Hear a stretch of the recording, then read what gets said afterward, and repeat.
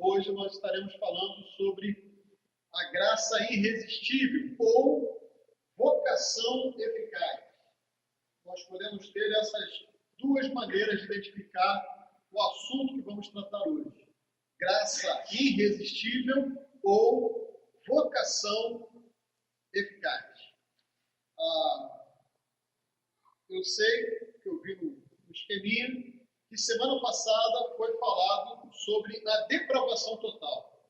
Então os irmãos ainda devem estar em mente os tópicos que verdadeiramente nós não merecemos nada, nós somos pecadores, destituídos da graça de Deus, é impossível buscarmos a salvação pelos nossos próprios méritos, e isso eu tenho certeza que os irmãos já estão cientes disso, eu não vou voltar a esse assunto. Mas esse ponto, graça irresistível, ele está fora da ordem, porque o que viria depois desse primeiro ponto, a depravação total, seria a eleição incondicional. Mas o reverendo Miquel, de forma muito gentil, ele quebrou meu galho e eu pedi para ele para falar sobre a graça irresistível. Então, a gente está quebrando um pouco a sequência, né, da tulipe, as 5 solas. Então, vou apenas lembrar sobre as 5 solas. Quais são as 5 solas? Não, desculpa. Os 5 pontos calvinistas. É uma confusão só, né? 5. Então, o primeiro ponto é a depravação total. O segundo ponto é a eleição incondicional, ou seja, Deus nos elege não porque Ele vê algo especial em nós, é pela sua própria vontade, e por isso que Ele nos escolhe.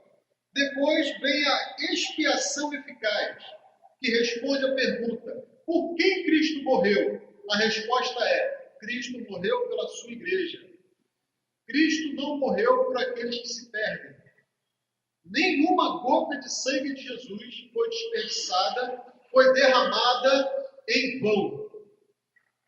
Todo o sangue de Jesus foi para remir, para verter, foi vertido para a salvação dos seus eleitos, para a salvação daqueles que antes da fundação do mundo Ele escolheu na sua soberana vontade para salvar.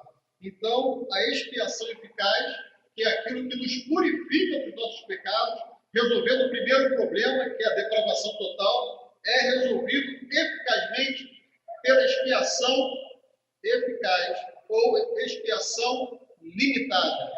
Cristo morreu pela sua igreja.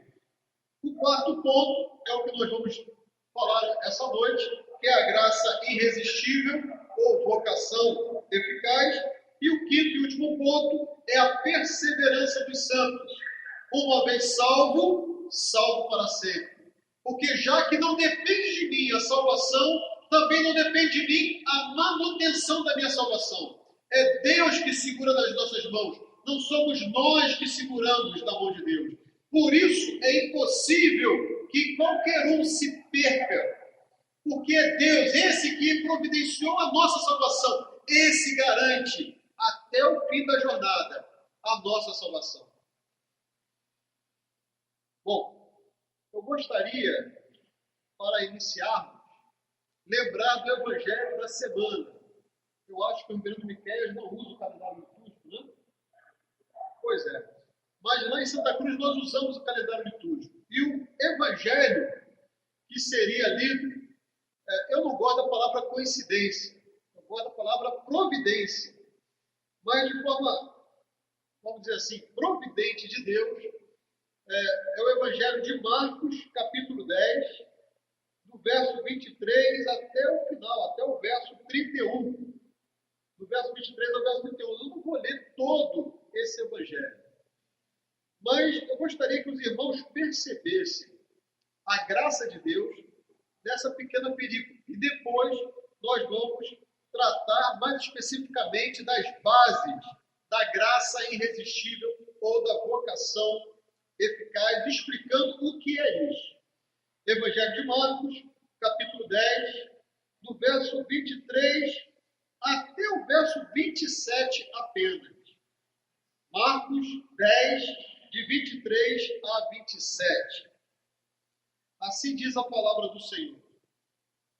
Então Jesus olhando ao redor, disse aos seus discípulos: quão dificilmente entrarão no reino de Deus os que têm riquezas. Os discípulos estranharam estas palavras, mas Jesus insistiu em dizer-lhes: filhos, quão difícil é para que os que confiam nas riquezas entrar no reino de Deus. É mais fácil passar um camelo pelo fundo de uma agulha do que entrar com o rico no reino de Deus. Eles ficaram sobremodo maravilhados, dizendo entre si: então, quem pode ser salvo? Verso 27. Jesus, porém, fitando nele os olhos, disse: para os homens é impossível, contudo, para Deus. Não para Deus, porque para Deus tudo é possível. O texto aqui, ele fala mais diretamente para aqueles que foram alcançados pela maravilhosa graça. Para aqueles que não confiam mais nas seguranças externas, mas têm a sua vida alicerçada e segura em Deus. O Senhor Jesus, ele está fazendo um comparativo do seguinte: olha, a pessoa que tem a sua vida, a sua segurança nas riquezas desse mundo, essa pessoa não tem como entrar no reino de Deus. Mas por quê? Porque aonde ela está colocando o coração não é seguro. Isso revela aonde está a sua segurança. É simplesmente isso. Ele não está falando que só quem vai entrar no céu é pobre. Ele não está trazendo uma teologia da pobreza, da humilhação. Não. Ele está falando o seguinte: que aquela pessoa que confia nas riquezas, que tem a sua segurança nas riquezas, essa não conheceu a verdadeira segurança, que é Deus, a segurança que nós temos em Deus. Eu quero fazer um parênteses e falar dos ministros, dos pastores. Os pastores, a maioria deles, eles têm uma dedicação integral ao ministério. Eles vivem do ministério. Isso é bíblico, não há nada de errado com isso. Eles não são charlatões por causa disso, não estão se aproveitando de nada.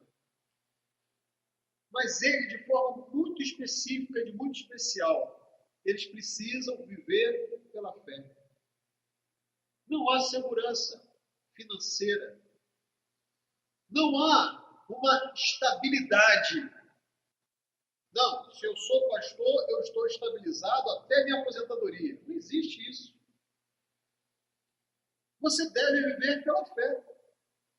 E você não pode estar confiando nos sistemas financeiros do mundo. Não pode estar confiando numa falsa tranquilidade que você pode ter. A sua confiança está em Deus. Está em que o Senhor proverá dia a dia o pão para o teu sustento. Nem mais e nem menos. Mas o Senhor não vai faltar com a sua fidelidade. Talvez isso seja absurdo na sua cabeça. Você que tem um trabalho estável, você que é um funcionário público, você pode falar: olha, isso daí não é para mim, isso não existe. Como é que eu vou viver de uma maneira onde eu não sei o que vai ser da minha família amanhã? E isso vai mexer com os seus valores e com os seus pilares de fé. Se a sua fé está firmada em um emprego seguro, em uma estabilidade financeira, você não conhece a verdadeira segurança que vem de Deus. Existem, basicamente, 3 teologias que circulam pelas igrejas. A primeira teologia é a teologia da pobreza, da miséria. Os católicos fazem isso. Quando você é consagrado padre, você abre mão das riquezas e você vai viver dedicado à igreja, à ordem, né, sem acúmulo de bens. E é entendido por eles que isso é uma virtude. Andar de forma pobre, sem nenhuma reserva, até mesmo com roupas rasgadas, descalços, né? Tem as carmelitas descalças, isso é um sinal máximo de humildade. Para elas, para eles, é um sinal de virtude. Nós, presbiterianos, não entendemos assim. Existe uma segunda teologia, que é a teologia da prosperidade, que também é uma distorção da palavra de Deus.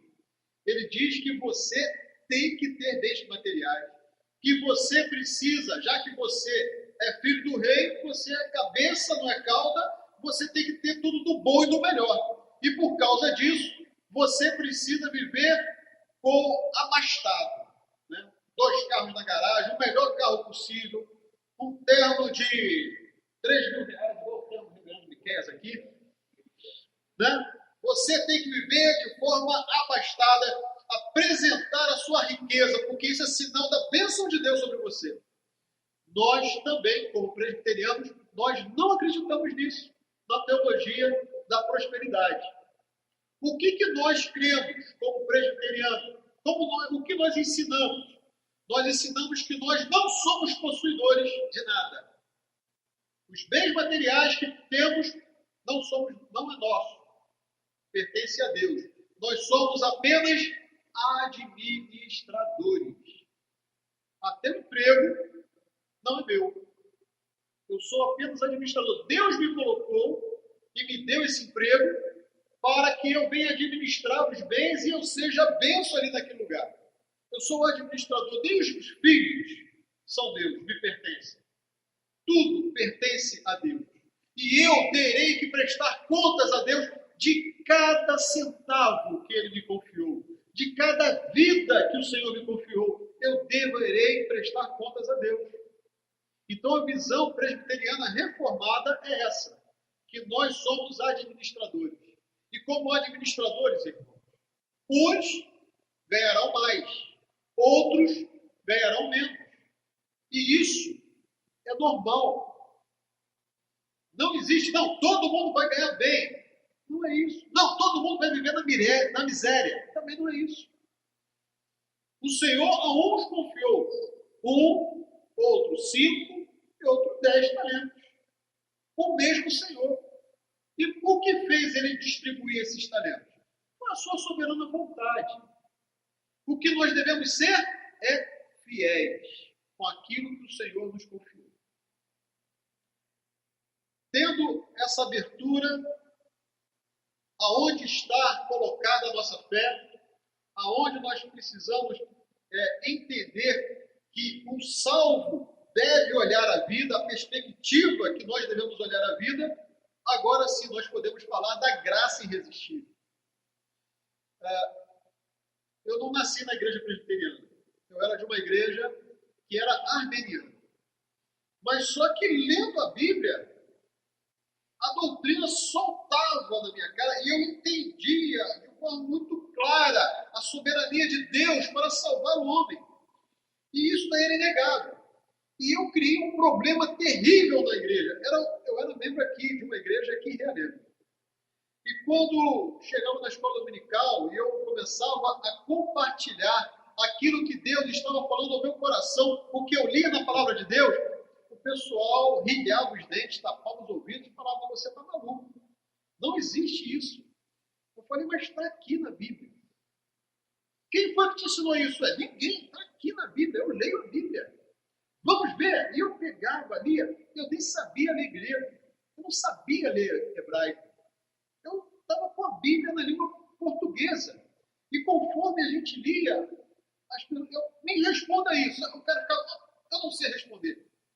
E ficava numa situação horrível. Chegou um dia que o pastor da igreja ele teve que fazer uma escola dominical de 1 mês inteiro para responder a questão da predestinação e livre-arbítrio. Por minha culpa. O transtorno que eu criei na igreja.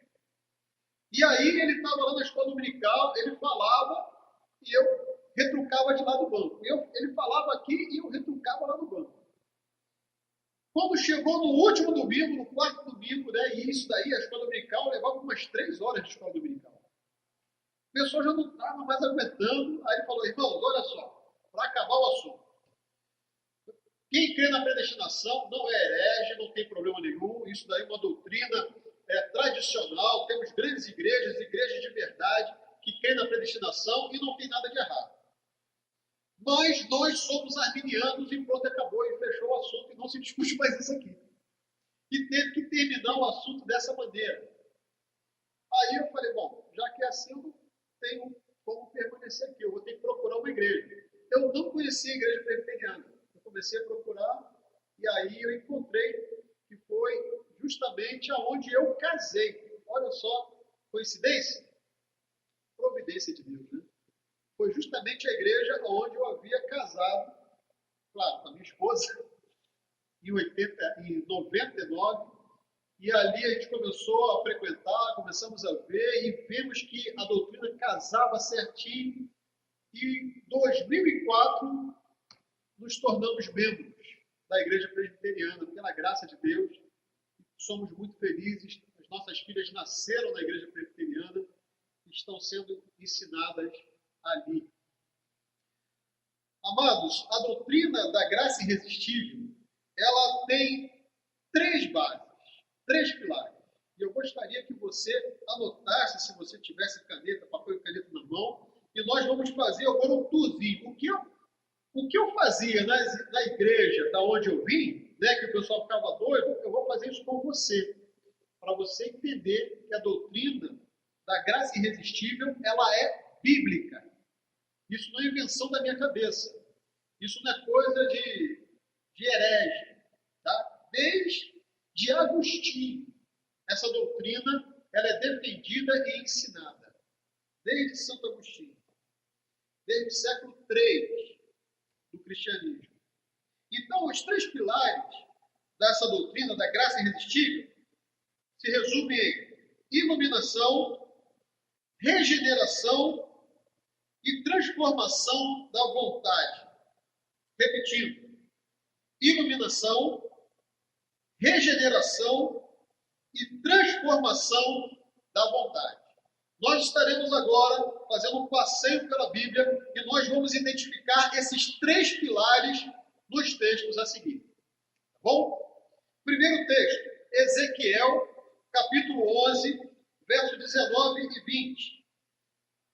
Profeta Ezequiel, Antigo Testamento, capítulo 11, versos 19 e 20. Ezequiel, capítulo 11, versos 19 e 20.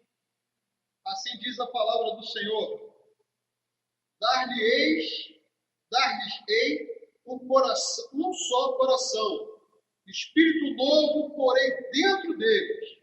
Tirarei da sua carne o coração de pedra e lhes darei coração de carne, para que andem nos meus estatutos e guardem os meus juízos e os executem. Eles serão o meu povo e eu serei o seu Deus. Aqui o profeta Ezequiel está falando o seguinte: não adianta eu simplesmente anunciar a lei de Deus, porque Israel tinha a lei de Deus, mas isso não garantia que o povo iria obedecer à lei de Deus, porque o problema não é conhecimento. A salvação, ela não se dá por uma renovação de conhecimento adquirido. A salvação, ela se dá na renovação, na transformação do coração. Como nós falamos, outro nome que é dado é a vocação eficaz. Existem 2 tipos de vocação: a vocação externa e a vocação interna. A vocação externa é isso que eu estou fazendo agora, falando da palavra de Deus, explicando a palavra de Deus, e todos nós estamos ouvindo. Isso é a vocação externa.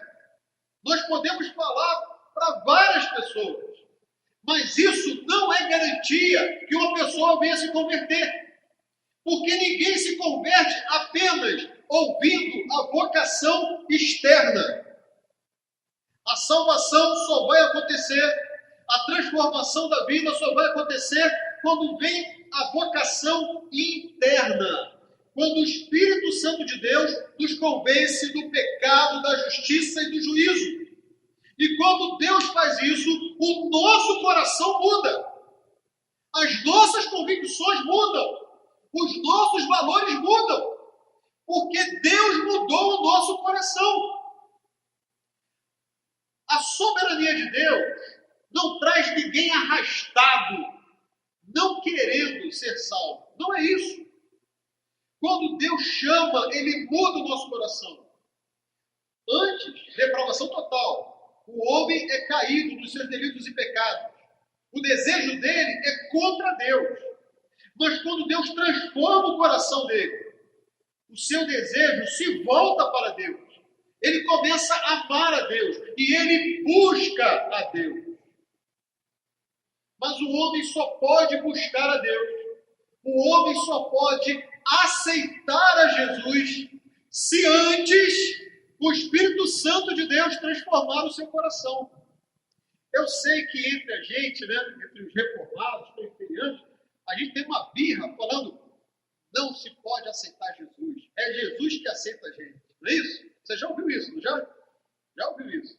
A gente pega no pé e, os irmãos batistas que sofrem com a gente. Mas eu quero falar uma coisa que vai fugir um pouquinho. Não está tão errado assim falar aceitar Jesus. Não está tão errado. Porque a pessoa só pode aceitar a Jesus se Jesus transformar o coração dela. É isso que o profeta Ezequiel está falando. De transformar o coração de pedra no coração de carne, aonde a lei do Senhor estará escrita no seu coração. Aí sim o homem pode aceitar Jesus. Por que pessoas creem no Senhor Jesus, e aí estão chorando e vêm na frente, compungidas? É o pregador que é muito bom, é muito eloquente. Ele é a música de fundo, que emocionou a pessoa. Não. Às vezes, com perdão da palavra, reverendo, o pastor é um pica-fumo, igual a mim. Prega mal toda a vida. Mas aí, o Espírito Santo de Deus faz aquilo que é impossível ao pastor, que é transformar o coração da pessoa. E aí a pessoa vai lá na frente e fala, olha, eu creio, eu entendi, os meus olhos se abriram, eu creio na verdade. Eu não sei explicar porque ontem eu não pensava assim, mas hoje tudo mudou. O que aconteceu? Eu não sei, eu ouvi esse baixinho careca pregando e meu coração se quebrou. E eu entendo a verdade. E agora a Bíblia parece que ela solta as letras, as verdades, a doutrina, ela vem ao meu encontro e eu consigo entender a palavra de Deus. Isso é a graça. E só o Espírito Santo de Deus pode fazer isso. Por isso, a graça é irresistível. Não depende de quem quer. Não depende de quem busca. Mas Deus agindo no coração da pessoa. Vamos mandar um pouquinho mais depressa. Evangelho de João, capítulo 5, verso 21. Evangelho de João, capítulo 5, verso 21.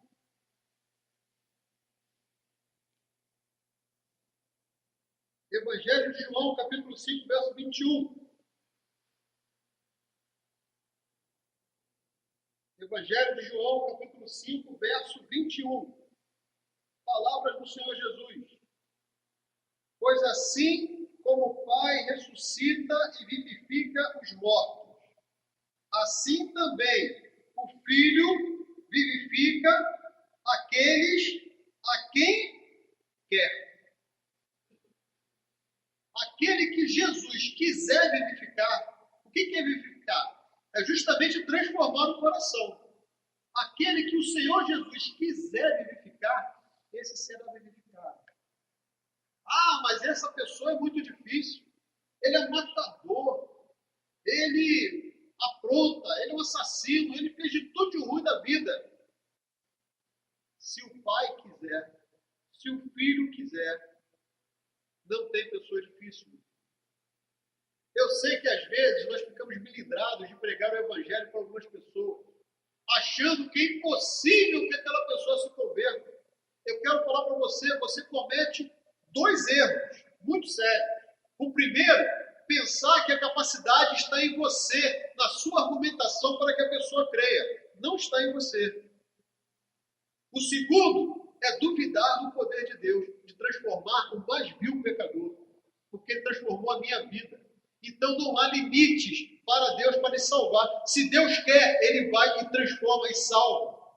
Mas ele é de família tradicional, religiosa, da religião tal, XY. Ele não vai crer nisso, ele é ateu, meu querido.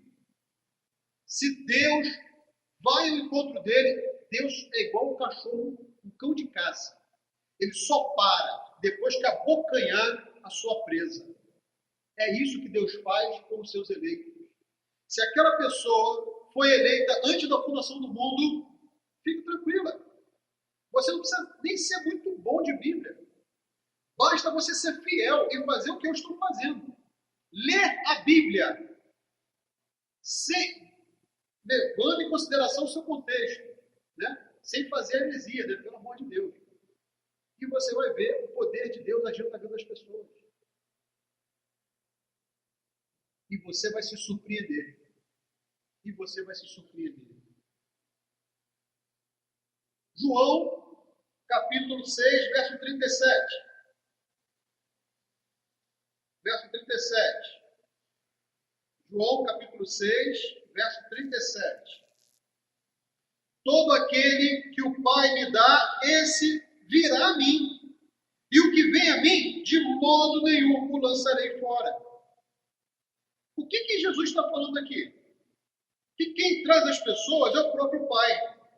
E aquele que vem a mim não vai perder a salvação. Esse está seguro. O Senhor não vai lançar fora. Mas ele não presta, ele é fraco, ele é isso, ele é aquilo. Ele pertence a Deus agora. E agora é da conta dele. Mais um, verso 44, ainda no capítulo 6, um pouquinho mais para baixo, verso 44.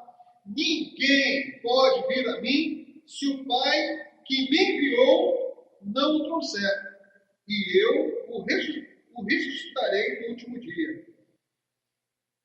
Aí sempre me pergunto o seguinte: mas se eu quiser ser salvo e eu não for eleito, como é que fica isso? Já te perguntaram isso? Talvez você já teve essa dúvida. Mas eu quero ser salvo, eu quero Jesus, né? Mas eu não sei se eu sou eleito. E aí, como é que fica? Você tem que partir do princípio do seguinte: aquele que não foi eleito não quer ser achado por Deus. Não se preocupa com essas coisas. Ele não pode desejar isso, porque o seu coração é pecador, é contra Deus. Então, não existe essa preocupação para aquele que não é eleito. Se você tem essa preocupação, fica tranquilo, você é o eleito de Deus. O teu coração já foi mudado pelo próprio Deus. Então, essa não é uma preocupação de um que não é eleito. Só quem é eleito. Ninguém pode vir a mim se o Pai não enviar. Se você deseja isso, é porque o Pai está te levando ao Senhor Jesus. Ele está te conduzindo ao Senhor Jesus. Mais um. Verso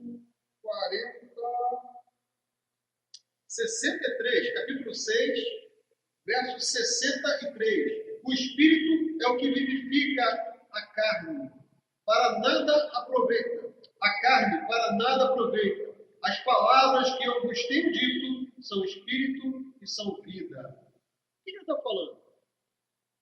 Que a carne não pode nos salvar. A sua salvação não está no quanto você conhece a Bíblia. A sua salvação não está na sua família que nasceu na igreja. A sua salvação não está em nada terreno. Não existe segurança terrena. A nossa fé e a nossa esperança está no Espírito Santo de Deus e na palavra de Deus. Como que pessoas serão salvas? Ouvindo o Evangelho. Ouvindo isso exatamente da forma que eu estou pregando. é o suficiente para os seus olhos abrirem e entenderem e serem salvos. Mais uma, verso 65, ainda, e prosseguiu: por causa disto é que vos tenho dito, ninguém poderá vir a mim, se o Pai não lhe for concedido. Se Deus, meu irmão, não trazer você, não adianta, você não virá. E eu quero trazer um consolo para o coração daquelas mães que têm orado pelos seus filhos. Talvez parece que está demorando a conversão do seu filho, do seu marido, e você fica angustiado. E você fica pensando, será que eu fiz alguma coisa de errado? Será que ele não é um eleito de Deus? Eu quero falar uma coisa para você ficar tranquilo. Deus se preocupa com você. É a preocupação de Deus a tua alegria. Tenho certeza disso. O seu filho ou o seu marido, ele pode ser um eleito. E parece demorar, mas daqui a pouco a coisa acontece. E você vai ver a transformação maravilhosa da vida dele. Continue orando por eles. Continue dando exemplo. Continue evangelizando o seu filho e o seu marido. E você vai ver a obra de Deus acontecendo. Não perca a esperança. Não venha querer colocar Deus. Não, Senhor, o Senhor tem que salvar agora. Isso não compete a nós. O momento pertence a Deus. O que cabe a nós é a perseverança. É colocarmos a vida deles diante do Senhor. O meu sogro também é pastor, né? Por coincidência? Por providência. E a gente lembra que havia uma família que morava em frente da casa do meu sogro. A esposa se converteu, os filhos se converteram, todo mundo se converteu, mas um camarada durão. E não queria saber nada de Jesus. Teve um boato que ele era matador, ele trabalhava com a milícia, né? Coisa meio esquisita. Um belo dia, no culto na casa, depois de muitos e muitos anos, os filhos já crescidos, o pregador, de forma simples, pregando o mesmo evangelho que ele sempre ouviu, o camarada, cai as escamas, começa a chorar e fala: eu creio, eu quero esse Jesus para mim.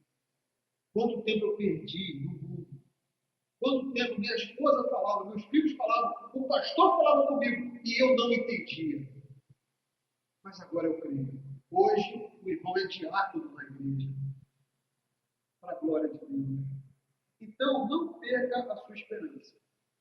Permaneça orando, confiando em Deus. O seu momento vai chegar. João capítulo 10, verso 3 e 4. João 10, verso 3 e 4 é o bom pastor, né? É o sermão do bom pastor. E o Senhor Jesus vai nos ensinar o seguinte: para este o porteiro abre, as ovelhas ouvem a sua voz, ele chama pelo nome e as suas próprias ovelhas, e as conduz para fora. Depois de fazer sair todas as que lhe pertencem, vai adiante delas e elas o seguem, porque eles reconhecem a voz. Esse é o eleito em Cristo Jesus. O Senhor Jesus, ele não precisa ficar pedindo, por favor, olha, vem para a igreja, olha, lê a Bíblia, olha, faça oração. Aquele que foi alcançado pela maravilhosa graça, ele tem prazer. Ele simplesmente, a sua mente é iluminada, o seu coração é transformado e o seu desejo é mudado. Quem, em sã consciência, domingo à noite, poderia estar no shopping, poderia estar no cinema, está aqui na igreja, ouvindo esse baixinho careca falando. O quê? Por quê? Para quê? É porque você é ovelha do Senhor. Porque o Senhor lhe chama pelo nome. Você ouve Deus falar contigo. Quando você vem para a igreja, Você sabe que é Deus que está falando ao teu coração. Você reconhece a voz do bom pastor. O reverendo Ed Wilson não é o bom pastor. O reverendo Miqueias não é o bom pastor. O reverendo Guilhermino Cunha não é o bom pastor. O reverendo Augusto Nicodemos não é o bom pastor. Hernandes Dias Lopes não é o bom pastor. O Senhor Jesus, Ele é o bom pastor. E é Ele que nós estamos ouvindo a voz essa noite. E é dele que nós nos reconhecemos como ovelhas. E é por Ele que nós estamos aqui essa noite. E é por isso, meus queridos, que a nossa realidade é diferente do mundo, porque nós somos uma nova criatura. As coisas velhas verdadeiramente já passaram, e eis que se fizeram novas todas as coisas. Você é um alienígena, você é um ET, porque você vive nesse mundo, mas você não é desse mundo. As coisas que te atraíam antes não te atraem agora. O teu coração mudou. E isso é feito pela maravilhosa graça. Nós somos ovelhas do bom pastor. João, capítulo 17, verso 2. João, capítulo 17, verso 2. Eu vou andar um pouquinho mais rápido, reverendo. Já 8 horas. Perdoe. Não vai dar para ler todos os textos. Vou tentar resumir. 17, 2. Assim como lhe conferiste autoridade sobre toda a carne, a fim de que ele conceda a vida eterna a todos os que lhe deste. A fim de conceder a vida eterna a quem? Para todo mundo? Para quem pedir? Para aquele que levantar a mão? Para aquele que for presbiteriano? Para aquele que tem carteirinha de membro? Não. Para todo aquele que Deus concedeu a Cristo. Nós somos presentes de Deus para Cristo. Nós pertencemos a Ele. E é por Ele que nós vivemos.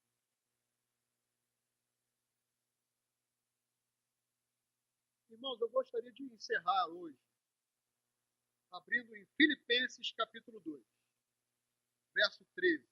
Você já deve ter ouvido várias vezes. Tem vários outros textos. Eu não dá tempo da gente trabalhar todos os textos. É muita coisa. Filipenses capítulo 2, verso 13.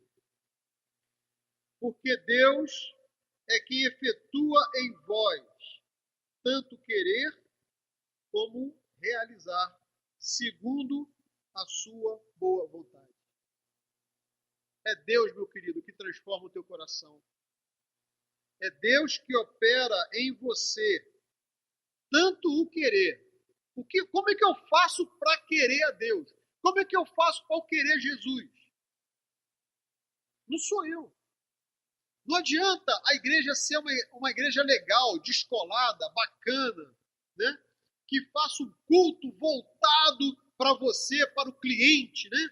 Vamos servir cafezinho de 5 em 5 minutos, vamos levar um suco, né? Vamos botar uma música legal, vamos botar um ar-condicionado, vamos... Não é isso. Não é isso que vai fazer você querer o Senhor Jesus. Não é o carisma do pastor, não é as palavras bonitas do pastor, não é a oração eloquente do pastor. Nada disso pode fazer você querer o Senhor Jesus. Às vezes nós ficamos preocupados com coisas que não pertencem a gente. Às vezes nos dão aquela aflição, né? Ai, Jesus, ninguém se converteu na minha igreja. O que eu vou fazer? Né? Eu tenho que arrumar alguma coisa, tenho que fazer uma estratégia. Eu vou chamar o PH e nós vamos fazer uma panfletagem aqui na vizinhança. Nós vamos fazer um sábado jovem, aonde que o jovem vai poder tocar rock aqui, fazer aquela barulheira que não pode fazer no domingo, a gente vai fazer no sábado. E aí vai atrair bastante jovem. Não, a gente vai começar a distribuir cesta básica e começa a criar estratégias absurdas para tentar captar prosélito. Você sabe o que é o prosélito? O prosélito não é um convertido, não é uma nova criatura. Prosélito é aquilo que os judeus faziam, era pegar gentios e transformar em judeus, doutrinando eles na religião deles. Silvio Santos é um prosélito. Ele aderiu e foi acolhido pelos judeus. Então, Silvio Santos, ele é um judeu prosélito, não de nascimento, mas porque ele aderiu à fé judaica. Compreende? E às vezes nós fazemos a mesma coisa. Nós queremos aderir prosélitos. E nós fazemos isso até mesmo com os nossos filhos. Os nossos filhos muitas vezes se tornam prosélitos da igreja. Nunca se converteram. Nunca ouviram a voz do bom pastor. Ficaram acostumados com a igreja. Estão acostumados com as coisas de Deus, como os filhos de Eli. E aí começa a dar problema em casa, começa a dar problemas na igreja, porque na verdade nunca nasceram de novo, porque não foram alcançados pela maravilhosa graça. E nós temos esse problema, porque nós queremos ver números. Nós não andamos pela fé, nós olhamos por aquilo que a gente pode apalpar, por aquilo que a gente pode pegar, por aquilo que a gente podemos enumerar, achando que isso é prosperidade, que isso é sinal da bênção de Deus. Aí eu quero remeter ao texto que nós começamos a mensagem. Dificilmente um rico entrará no reino dos céus, porque a sua confiança está nos números. Não é isso, querido. Esse não é o evangelho. A igreja não foi chamada para isso. Você quer que pessoas se convertam?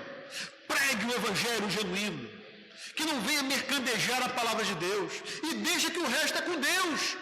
O resto o Senhor Jesus vai fazer. O resto o Senhor vai trazer, vai acrescentar dia após dia aqueles que hão de sendo salvos.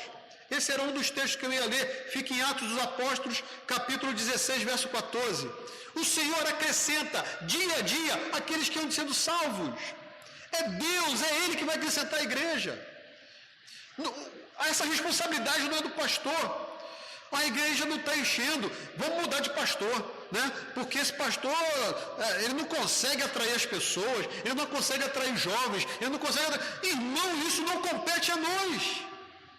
O que compete a nós é sermos fiéis. Nós somos administradores, nós somos dispenseiros dos mistérios de Cristo. É isso que nós somos, é para isso que nós fomos chamados. Quando nós entendemos isso, nós começamos a entender a soberania de Deus e a maravilhosa graça que sempre cantamos, mas que dificilmente vivemos.